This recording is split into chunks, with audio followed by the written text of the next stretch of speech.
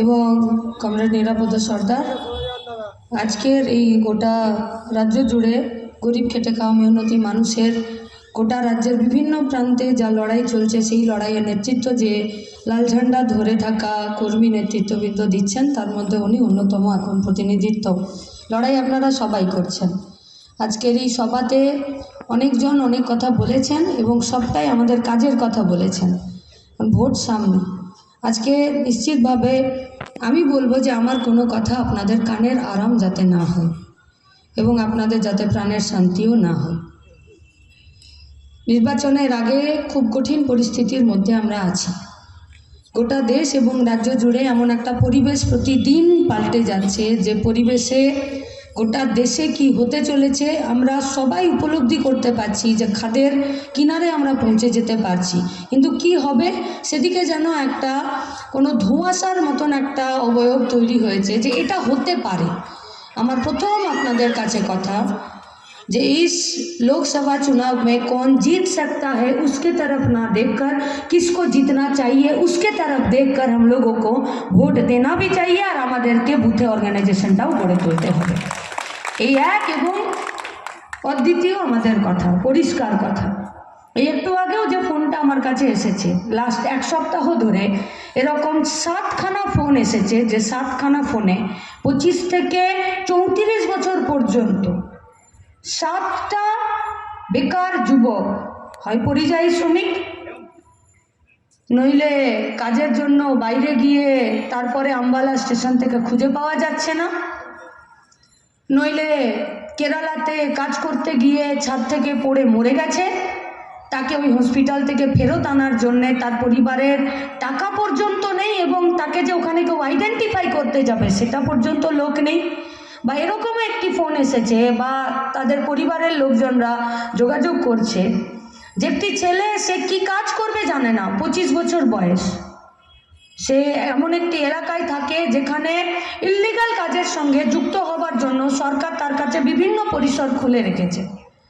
সেই ছেলেটি সকালবেলা যখন ট্রেনের ওয়াগনে যে কয়লা লোড হয় সেই কয়লা যখন সেখানে ডাম্প করে, ওই ডাম্প করতে করতে ওটা একটা পাহাড়ের মতো জায়গায় পরিণত হয় এবং তার নিচে যারা ওই পাথরের মধ্যে থেকে যেটুকু কয়লা আছে সেটুকু আলাদা করে ঝুড়িতে আর বস্তাতে বেঁধে 50, 100, 120 টাকাতে বিভিন্ন ইল্লিগাল কাজ করে সেই সমস্ত কারখানাতে বিক্রি করার জন্যে বা কোনো বাড়িতে বিক্রি করার জন্যে যখন সে সাইকেলে চাপিয়ে সেটা ঠেলে ঠেলে নিয়ে যায়, সেটাই যখন তার একমাত্র রুটি রুজির এবং রোজগারের জায়গা হয়ে যায়, সেই ছেলেটি ওই কাজ করতে গিয়ে তার ওই উপরে যেখানে ডাম্প করা আছে কয়লা, সেখান থেকে শুধু কয়লা না বড় বোল্ডারের চাই ওখান থেকে গড়িয়ে পড়ে, ছেলেটি সরতে পারে না, ছেলেটির পেটের উপর দিয়ে বোল্ডারটি চলে যায় এবং গোটা পেটের যা নাড়িভুড়ি ছিল সবকটা একসঙ্গে হয়ে যায়। ছেলেটির পরিবার পশ্চিমবঙ্গ গভর্নমেন্টের দেওয়া স্বাস্থ্যসাথীর কার্ড নিয়ে একটি নার্সিংহোমে তাকে ভর্তি করে, যে নার্সিংহোমটি আজকে একটি মেডিকেল কলেজ। কি করে মেডিকেল কলেজ হয়ে গেল জানি না।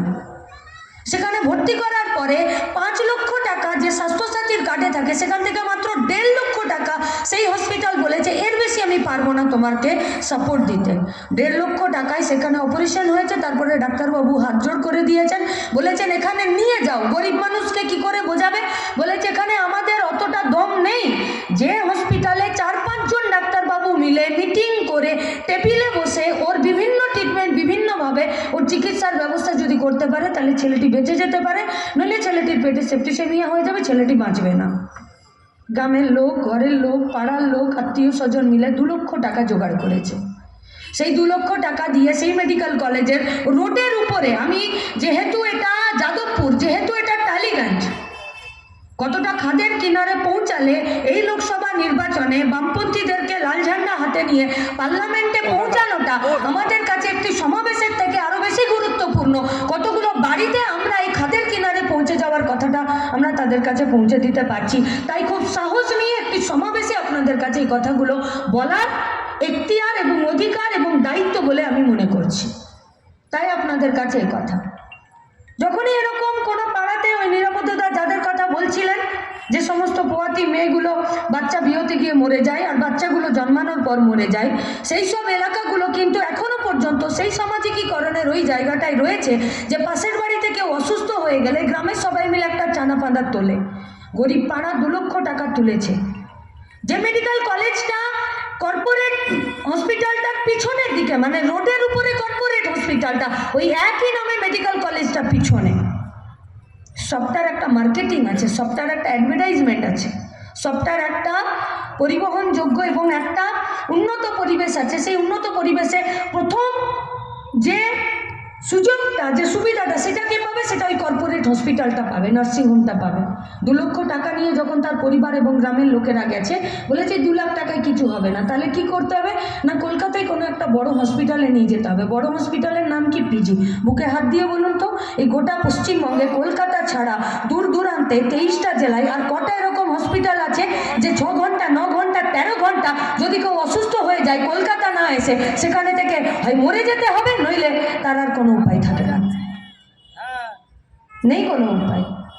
আসবে কোথায়? এখানে। সেখানকার স্থানীয় বিধায়ক একটা চিঠি লিখে দিয়েছে।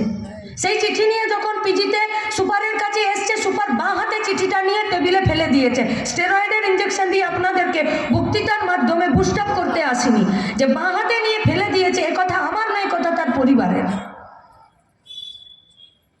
যে তৃণমূলের বিধায়কের চিঠিটা নিয়ে বাঁ দিকে ফেলে দিয়েছে, পরিষ্কার বলেছে যে আমাকে একটা বেড দেখাও, যে বেড থেকে আমি পেশেন্টকে নামিয়ে তোমার পেশেন্টকে ভর্তি করতে পারি। আমার স্বাস্থ্যসাথী কার্ড নিয়ে কোনো প্রশ্ন নেই। সুপার সেদিনকে বলেছেন বেড নেই, কিন্তু তার 2 দিন পরে বেড পাওয়া গেল, সে নিয়েও কোনো প্রশ্ন নেই। ছেলেটি 9 ঘন্টা অক্সিজেন মাস্ক নিয়ে এবং একটা ওয়েল ডেকোরেটেড এবং আধুনিক প্রযুক্তিতে একটি অ্যাম্বুলেন্স ওই 2 লক্ষ টাকায় ভাড়া করে, আর এখানে পিজির বাইরে 24 ঘন্টা বাইরে থেকে কাটিয়েছে এত বড় একটা ইমার্জেন্সি নিয়ে। সেখানেও আমার প্রশ্ন নেই। আমার প্রশ্ন হলো, ছেলেটাকে কাজ না দিয়ে পাহাড়ের মতো উঁচু হয়ে থাকা কয়লা ডাম্প করা আছে, সেখানে 1 ঝুড়ি 120 টাকার কয়লা বাঁচতে কে বাধ্য করলো ওখানে যেতে? আর কে বাধ্য করলো তার ওই পেটের উপর দিয়ে বোল্ডারটা চলে যাবার পরও তার আর দ্বিতীয় বাড়িতে কোনো আর্নিং মেম্বার নেই? প্রশ্নটা এখানে। গোটা দেশ জুড়ে, গোটা ভারতবর্ষে, গোটা দুনিয়া জুড়ে, গোটা ভারतवर्षেर আজকের যা পরিস্থিতি, कोई परिस्थिति बस 2 लाइनों में बताया जा सकता है। ये दुनिया है 2 रंगी, एक तरफ है रेशम ओढ़ी, दूसरी तरफ है नंगी। नইলে পশ্চিমবঙ্গের জেলখানাগুলোতে বন্দি কয়েদি মহিলাগুলো প্রেগনেন্ট হয়ে যেত না। সম্ভব নয়। ফিল যদি করতে পারি, পরিবারে পৌঁছাতে হবে। ফিল যদি করতে পারি, আত্মবিশ্বাসের সাথে, সাহসের সাথে পাড়ার মোড়ে কথা আমাদেরকে রাখতে হবে। নিরাপত্তা বলেছেন যে অভাব অনটন সন্দেশকালীর মহিলাদেরকে লোহার মতো শক্ত করে দিয়েছে আর বর্ম পরিয়ে দিয়েছে যে আমাদেরকে বাঁচতে হবে আর সন্দেশকালীকে বাঁচাতে হবে। সেই বস্ত্র নিয়েই তারা তাদের যে লড়াই, সেই লড়াইকে তারা সামনের দিকে নিয়ে যাচ্ছে।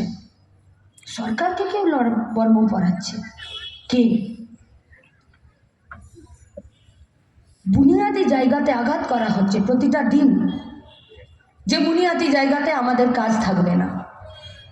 जिस बुनियादी स्तर पर हम लोगों को खाने को ना मिलेगा, ना तो छत ढकने, सर ढकने को छत मिलेगा, ना तो शिक्षा और ना तो ट्रीटमेंट मिलेगा। बुनियादी स्तर पाल्टे क्यों दिच्छे? नहीं पूछिएगा सवाल। अरे जो सवाल नहीं करता वो पाखंड होता है। जिसके दिमाग में सवाल नहीं आता वो मूर्ख होता है, और जो सवाल करना नहीं चाहता वो आज के डेट में तृणमूल और भाजपा का कैडर होता है। ওরা প্রশ্ন করতে চায় না। প্রশ্ন করুন। 2004 সালে ফার্স্ট ইউপিএ গভর্নমেন্টে লাল ঝান্ডার পার্টি বাইরে থেকে সমর্থন করে কংগ্রেসের সরকারকে 100 দিনের কাজে গ্যারান্টি আইন করতে বললো। শহরি রোজগার যোজনা কোথায় যাবে? এই অঞ্চলে যে কাউন্সিলর আছে, पूछिए उन लोगों से सवाल। শহরি রোজগার যোজনায় নির্দিষ্ট ফান্ডের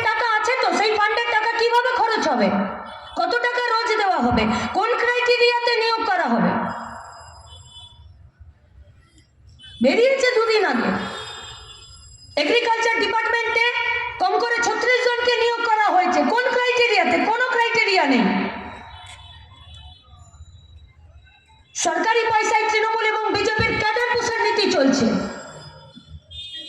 তার মধ্যে দু চারখানা কি যোগ্যতার সাথে সৎভাবে কেউ কাজ পাচ্ছে না? পাচ্ছে। क्राइटेरिया की तृणमूल का चोरी का साथ साथ दो, नहीं तो इस चोरी से अपना नजर घुमा के रखो या तो सर झुका के रखो। এর বাইরে আর কোনো ক্রাইটেরিয়া নেই চাকরি পাওয়ার। যদি একটা বার 62-61 জন এমপি মিলে গ্রামীণ রোজগার যোজনাকে যদি এক করাতে পারে, তাহলে শহরি রোজগার যোজনাতে কেন এরকম একটা জব কার্ডের মতন ফর্ম ফিল আপ করে গাঁয়ের শহরের কোনো ওয়ার্ডের সেখানকার ছেলেপুলেরা মেয়েরা চাকরি পাবে না? কোন ফান্ড থেকে কোথায় খরচ হবে? কাজ পাওয়ার অধিকার, নিজের শ্রমের মজুরি পাওয়ার অধিকার, নিজের বর্তমানকে সুরক্ষা করার অধিকার, নিজের ভবিষ্যতের নিরাপত্তাকে অর্জন করার অধিকারের বাইরে যে বুলেট প্রুফ জ্যাকেটটা ছিল প্রতিদিন, সেই জ্যাকেটটাকে খুলে নেওয়া হচ্ছে। 100 দিনের কাজের টাকা এমনি এমনি লুট হয়নি। 100 দিনের কাজের গ্যারেন্টি অ্যাক্টকে সুরক্ষিত করার জন্য দিল্লিতে নির্দিষ্ট চেয়ার ছিল এবং গ্রামে ভিআরপি বলে একটা পোস্ট ছিল, যার কাজই ছিল সোশ্যাল অডিট করা। দিল্লির ওই উঁচু চেয়ার থেকে গাঁয়ের ভিআরপি পর্যন্ত সোশ্যাল অডিট করবে। শুধুমাত্র 100 দিনের কাজের টাকা কে পেলো কে পেলো না, কার জব কার্ড, কার ভুয়ো কার্ড, কার অ্যাকাউন্টের টাকা কার অ্যাকাউন্টে চলে গেল, শুধু তার জন্য নয়, আমার গত আর ট্যাক্স পেয়ারদের পয়সা, আমরা হচ্ছে আসল টাকার যোগানদার। এই গোটা ভারতবর্ষের গ্রামাঞ্চলের সেখানকার ছেলে মেয়েদের গায়ের গতর আর সরকারের টাকা, এই দুটো মিলে গায়ে কি সম্পদ হলো তাও তো ঠিক করতে হবে। নাকি পুকুর কেটে মাটি রাস্তায় ফেলে দিচ্ছে আর রাস্তা কেটে মাটি পুকুরে ফেলে দিচ্ছে? এই অডিট করার জায়গা ছিল। এই ভিলেজ রিসোর্স পার্সনদেরকে রাজ্যের সরকার মমতা ব্যানার্জি বললেন যে তোমাকে আর সোশ্যাল অডিট করতে হবে না, তুমি পাড়ায় পাড়ায় গিয়ে মশা মারো। ওরা এখন VST আর VCT নামে घर घर गए सर्वे करें कि आपके घर के बगल में कोई गंदा नाला है कि उसमें मच्छर पैदा हो रहा है, आपको बुखार आया था, आप ट्रीटमेंट करवाए, आपका डेंगू या मलेरिया का टेस्ट का रिपोर्ट आया? শুধু এইটা ওদের কাজ। আর ভিসিটিদের কাজ কি না? স্প্রে করে যাও। যাদের কাজ ছিল 100 দিনের কাজকে একটা বর্ম পরিয়ে সেখানে কোনো দুর্নীতি, সেখানে কোনো ড্রেনেজ হচ্ছে কিনা, আর দিল্লিতে যে সিটটা ছিল, যে চেয়ারটা ছিল, তারও কাজ ছিল যে ড্রেনেজ হলো কিনা, তারা দেখলো না। আজ অভিষেক ব্যানার্জি আর শুভেন্দু বাবুকে বললে চলবে না, আজ পশ্চিমবঙ্গের রাজ্যপালকে বললে চলবে না যে পশ্চিমবঙ্গের তৃণমূল কংগ্রেসের সরকার 100 দিনের কাজের টাকা লুট করেছে। আপনারাই মমতা ব্যানার্জির সরকারকে বারে বারে 100 দিনের কাজে ফার্স্ট সেকেন্ড থার্ড হবার জন্য পুরস্কৃত করেছিলেন। সেদিন কোথায় ছিলেন আপনারা? কোথায় ছিলেন? কে কৃষ্ণনগরের MLA Mukul Roy, PSC chairman? আপনাদেরকে বলবো না তো সন্দেশখালীতে গিয়ে বলবো এ কথা। কে উত্তর দিনাজপুরের রায়গঞ্জের বিধায়ক কৃষ্ণ কল্যাণী? PSC চেয়ারম্যান প্রথমে মুকুল রায়, তারপরে কৃষ্ণ কল্যাণী। কাজ কি? কি কাজ? পৌর নিগম দপ্তরে কাজের জায়গাকে সুরক্ষিত দেওয়া, পৌর পরিচালিত সরকার স্কুলগুলো, হেলথ সেন্টারগুলো, হসপিটালগুলোকে কি কাজ হচ্ছে কি কাজ হচ্ছে না, কত টাকা খরচ হলো কত টাকা খরচ হলো না, দায়িত্ব তোমাদের ছিল মুকুল রায় আর কৃষ্ণ কল্যাণীর। কারণ তুমি PSC চেয়ারম্যান, আর এটা আইন অনুযায়ী, কারণ তোমরা বিজেপির বিধায়ক। পার্লামেন্টের ভেতরে বিজেপির বিধায়ক আর বাইরে দিদিমণির কোলে দোল তুললে কখনো তৃণমূলের দুর্নীতিকে উদ্ধার করা যায় না। কোন মুখে জবাব দেবে এরা? বিড়ালের ভাগের পিঠে বাঁদর খেয়ে দিয়েছে গল্প জানেন? নিশ্চয়ই জানবেন। দুই বেড়াল পিঠে নিয়ে দুজনের মধ্যে মারামারি করছে, একটাই পিঠে ও 40% পেয়েছে, ও 60% পেয়েছে। বলছে সমান সমান ভাগ না হলে হবে না। निदान देने कौन आया? बंदर दाढ़ी पल्ला नहीं है। এদিকে 40 ওদিকে 60 রেখে বলছে তো হচ্ছে না সমান সমান, তাহলে দাঁড়া 60 ভাগ যেখানে পিঠে আছে ওখানে আমি এক কামড় দিয়ে দিই, তারপরে মিলিয়ে দিচ্ছি। ও এক কামড় দিয়ে যখন ওখানে রেখেছে তখন 40 উপর নিচে নেমে গেছে, আর 60-এর দিকটা ছিল সেটা উপরে উঠে গেছে। শেষ অবধি দেখা গেল পিঠে নেই, বাঁদর সববারে কামড় দিতে দিতে গোটা পিঠে খেয়ে ফেলেছে। আজকে রাজভবনের বাইরে অভিষেক ব্যানার্জি ধর্ণা করে নিয়ে আপনি রাজ্যপালের সাথে বিড়ালের পিঠাভেদ করতে গেলেন, আর মোদিকে 100 দিনের কাজের টাকাটা পুরোপুরি লোপাট করার জন্য জায়গা করে দিলেন। তাই ICDS-এ কাজ হচ্ছে না, তাই আমাদের ফুড কর্পোরেশন ইন্ডিয়াতে কোনো টাকা বরাদ্দ হচ্ছে না, তাই স্বাস্থ্য, চিকিৎসা, শিক্ষা কাজ হয়নি, হচ্ছে না। শুধু এরা ধর্মের রাজনীতি করে, তার জন্য কি ধর্মের রাজনীতি করে? কি बिल्ली से पूछिए धर्म क्या है, बोलेगा चूहा मारना ही असल धर्म है। তাহলে যদি আপনি বিড়ালের কাছে ধর্ম শিখতে যান তাহলে ও ইঁদুর মারার ধর্ম শেখাবে, আর বিজেপির কাছে যদি আপনি ধর্ম শিখতে যান তাহলে গোটা দেশকে না খাইয়ে মারার ধর্ম শেখাবে। আর তৃণমূলের কাছে যদি ধর্ম শিখতে যান তাহলে বিজেপির ধর্মকে নিয়ে রাজনীতি করা, আসলে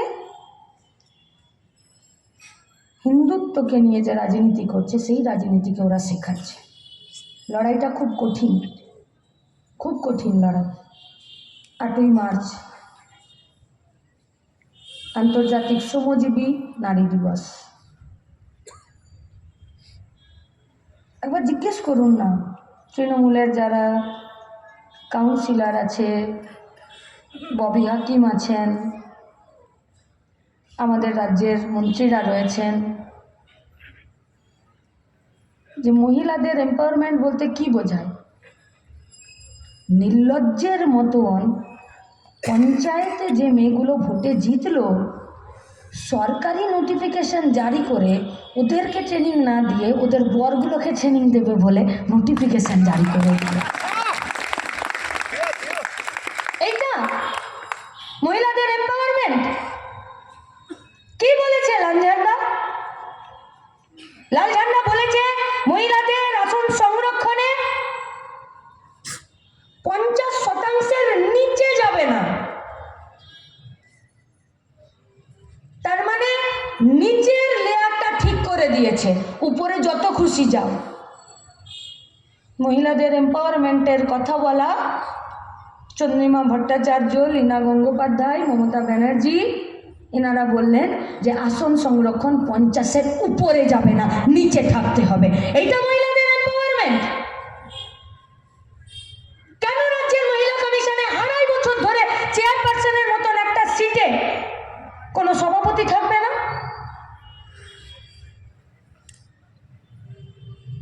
একবার গুগলটা সার্চ করুন, আর মহিলা কমিশনের যিনি চেয়ারপারসন আছেন তার নামটা দিয়ে সার্চ করুন, দেখুন তিনি কোন কোন সিরিয়ালে প্রতিদিন ডায়লগ লিখছেন। লাস্ট 2.5-3 বছরে এমন একটা পপুলার এবং প্রতিদিনের সিরিয়াল আছে যার ডায়লগ উনি লিখছেন না। কখন কাজ করবেন? তাই তো নাজার থেকে ফিরে এসে বললেন কোনো ধর্ষণের অভিযোগ নেই। তাহলে পুলিশ কেন গণধর্ষণের সেখানে এফআইআর করল? কেন? কার সাথে দ্বিচারিতা করছেন? কি ঢাকা দিতে চাইছেন?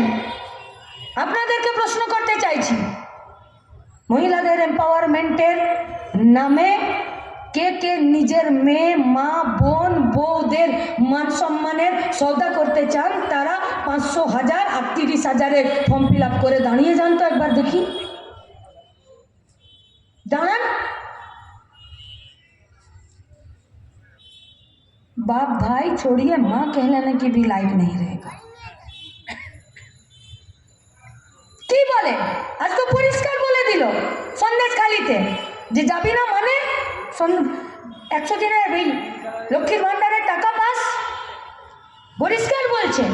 আমরা বলছি এই মঞ্চ থেকে না, সন্দেশখালিতে মুখ ঢাকা মেয়েগুলো বলল যে আমরা যদি যেতে না করি তাহলে ঘরের ছেলেগুলোকে পেটাবে, আর তারপরে বলবে যে লক্ষ্মীর ভান্ডারের টাকা পাস, যাবি না মানে। আরে লক্ষ্মীর ভান্ডারের টাকা দিয়ে তুমি আমার মান ইজ্জতের দাম ঠিক করছো নাকি? ও তো দালালরা করে। সরকার কি দালালে পরিণত হয়ে গেল মেয়েদের সম্মানের? এই কাকে তো করে পৌরসভার ভোটে, পঞ্চায়েতের ভোটে টোটোতে মাইক লাগিয়ে যে ভোট দেবে না। আরে ভোট লুট মানে শুধুমাত্র ব্যালট বক্সকে পুকুরে ফেলে দেওয়াকে বলে না। ভারতবর্ষের সংসদীয় গণতন্ত্রে ভোট লুট অনেক রকমের হয়, মগজেও লুট হয়। সেই লুটের পরিবেশ তৈরি করছে, সেই লুটের পরিবেশ। তুমি ভোট দেবে না, তোমার বাড়ি হবে না, তোমার পায়খানা হবে না, তোমার 100 দিনের কাজের টাকা আসবে না, তোমার লক্ষ্মীর ভান্ডার হবে না। লুট নয় এটা, লুটই তো। এই গোটা লুট তো গোটা দেশ জুড়ে করতে চাইছে। তাই তো 2019-এ मोदी बोल जब पूछा उन लोगों से मीडिया कि क्या होगा, बोला आप बोलिए क्या होगा। बोला कौन खड़ा होगा, बोला आप बोलिए। मोदी সংখ্যাগরিষ্ঠতার অহংকারে বললেন যে কে দাঁড়াবে, কংগ্রেস, ও তো নেই। সেকেন্ড লাইন বললো কে কমিউনিস্টরা। হ্যাঁ, ওরা সংখ্যায় কম হতে পারে, ওরা না থাকতে পারে, কিন্তু ওদের আইডিওলজি এবং ওদের লড়াই সেটা খুব স্ট্রং। ফলে এদেরকে শেষ করাটাই আমাদের প্রথম কাজ। দুশ্মনों का हम लोगों का ताकत का पता है। পারছে আমাদেরকে, শুধু আমাদের কনফিডেন্স হারালে চলবে না, চলবে না আমাদের কনফিডেন্স হারানো।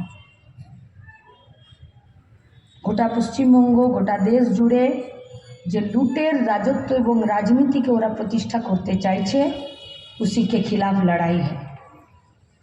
হ্যাঁ, কিছু একটা পরিবেশ ওরা তৈরি করতে চাইছে। কেউ শিবু, শাহজাহান আর উত্তমদের মধ্যে নিজের দলের সম্পদকে খুঁজে পাচ্ছে, আর কেউ আইনের কাজ করতে গিয়ে বিজেপির মধ্যে সম্পদ খুঁজে পাচ্ছে। अरे गंदा नाला भी खूबसूरत दिखता है, सिर्फ देखने के लिए सूअर का नजर का जरूरत है। गंदा नाला भी खूबसूरत नजर आता है, सिर्फ देखने के लिए सूअर का नजर जरूरी है। এবারে কার কার নজর সুয়রের হয়ে যাচ্ছে সে নিজের নিজের কাজে প্রমাণ করবে। তাই লড়াইটা কঠিন। প্রতিদিন রুটি রুজির দাবিতে লড়তে গিয়ে, কলকারখানা বাঁচাতে গিয়ে আমাদের খাবার, আমাদের ছাদ, আমাদের শিক্ষা, আমাদের সুরক্ষা, আমাদের স্বাস্থ্য, আমাদের ভবিষ্যৎ, আমাদের প্রজন্ম, এই সবটাকে বাঁচানোর জন্য খুব কঠিন লড়াইয়ে আমাদেরকে নামতে হবে। আর পশ্চিমবঙ্গের বিভিন্ন আনাচে কানাচে প্রতিদিন উৎসাহ ভরে গরিব খেটে খাওয়া মেহনতি মানুষ কোমরে গামছা বেঁধে আর তারা এই লড়াইয়ে দেখাচ্ছে। তাই সন্দেশখালী, তাই পালসিট, তাই পাঁচলা, তাই খানাকুল প্রতিদিন লড়াই হচ্ছে। ওরা তো বুনিয়াদি জায়গায় হাত দিয়েছে, জমি লুট করে নিতে চাইছে। এই ওয়ার্ডেও, এখানকারও দুটো ওয়ার্ডে দেখা যাচ্ছে। শুধুমাত্র সন্দেশখালীতে শাহজাহান বিএলআরওকে, পিটিআর বিএলআরওকে পকেটে গুঁজে নিয়ে আর জমি চরিত্র না পাল্টে দিয়ে আর জমিকে দখল করে নিচ্ছে না। পাট্টা দিয়েছিল বামপন্থী সরকার, যে পাট্টাগুলোকে রেকর্ড করাটাও এখনো পর্যন্ত চলছে। বর্গাদারদেরকে, ভূমিহীনদেরকে, বাস্তুহীনদেরকে, উদ্বাস্তুদেরকে। আর আজকে তৃণমূল সেই পাট্টা আবার 100 জনকে দিয়েছে, সেখানেও ভুয়ো পাট্টা দিচ্ছে। 113 না কি বলছে, বলে দিবে সুব্রতদার। সুব্রতদার ওই কথাটা শুনে আমার ওই কথাটা মনে পড়ে গেল। আমার বাড়ি কুলটিতে, কুলটি স্টেশনে টাঙ্গা আছে, টাঙ্গা ঘোড়ায় টানে। এখন তার ঘোড়া পাওয়া যায় না, ঘোড়া আর গাধার মাঝখানে খচ্চর পাওয়া যায়। তো কুলটি স্টেশনে নেমেছি, নেমে ঘোড়ার গাড়িতে, টাঙ্গার গাড়িতে চেপেছি। তারা আছে খুব, যাব কিছু দূর গিয়ে টাঙ্গাটা দাঁড়িয়ে গেল। টাঙ্গাওয়ালাটা নামলো, নেমে ঘোড়াটার সামনে নাচতে নাচতে কী সব করলো। তারপরে ঘোড়াটা আবার এসে চাপলো, আবার ঘোড়ার গাড়িটা, টাঙ্গাটা কিছু দূর এগোলো। আবার কিছু দূর গেছে, 2-4 মিনিট, গাড়ি দাঁড়িয়ে গেছে। আবার টাঙ্গাওয়ালা নেমে ঘোড়ার সামনে নাচছে কুদছে, আবার 2-4 মিনিট যাচ্ছে, আবার দাঁড়িয়ে গেছে। তৃতীয়বার যখন দাঁড়িয়ে গেছে তখন সব প্যাসেঞ্জারের সাথে আমরা সবাই বিরক্ত হয়েছি যে হচ্ছেটা কি। तखन वो बोलছে যে देखो सवारी तो ज़्यादा नहीं मिलता और पिछले कुछ दिनों से यहाँ शादी का मौसम चल रहा था, इसीलिए मैं मेरा टांगा और घोड़ा को बाराती में भी ले गए थे और उसका ये फितरत हो गया कि बाराती का नाच देखे बगैर वो आगे नहीं जाता। তৃণমূল পাট্টা দেবে আর দুর্নীতি করবে না আর ভুয়ো পাট্টা দেবে না, এ তো হয় না। বিনা ঘুষে, বিনা দুর্নীতিতে, বিনা ভুয়োতে ওরা এগোতে পারবে না। তাই 2026 আর 2024-এর নির্বাচনে আমাদের এই গোটা রাজ্য জুড়ে, গোটা এলাকা জুড়ে দম বন্ধ করে মাটি কামড়ে পড়ে থেকে মানুষকে সাথে নিয়ে বুথের অর্গানাইজেশন আমাদের কাছে মূল মন্ত্র। আর তার সব থেকে বড় শক্তি হলো আমাদের মতাদর্শ, যে মতাদর্শ আমাদের মেরুদণ্ডকে সোজা রাখে, আমাদেরকে নালিতে খুবসুরতি দেখতে পাঠায় না। তাই সমস্ত এলাকার সাধারণ গণতন্ত্র প্রিয় মানুষের কাছে আমাদের আজকের আবেদন, কানের আরাম প্রাণের শান্তি নয়। লড়াইটা কঠিন মাটিতে, লড়াইটাও কঠিন। তাই সেই কঠিন লড়াইয়ের জন্য নিজেদেরকে কঠিন করে তুলুন আর রাস্তায় থাকুন, মানুষকে সাথে নিয়ে থাকুন। ইনকালাব জিন্দাবাদ।